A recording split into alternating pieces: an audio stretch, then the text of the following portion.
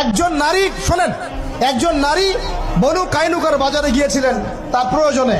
ইহুদি তার শ্লীলতাহানি করেছে, তার সতর খুলে দিয়েছিল একজন ইহুদি। এটা দেখে একজন মুসলিম ভাই সেখানে থাকতে না পারে ওই ইহুদির গর্দান নামিয়ে দেয়।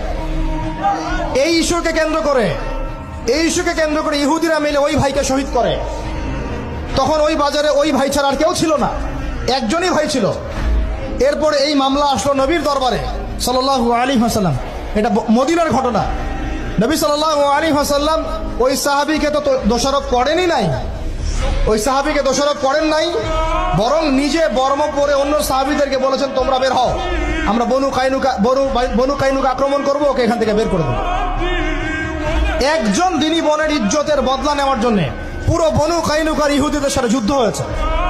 আর আমাদের বোনরা স্বেচ্ছায় ইজ্জত বিলি দিচ্ছ। তোমরা হচ্ছে মাটির তলে চলে যাও, তোমাদের বেঁচে থাকার চেয়ে মাটির তলে চলে যাও তোমরা।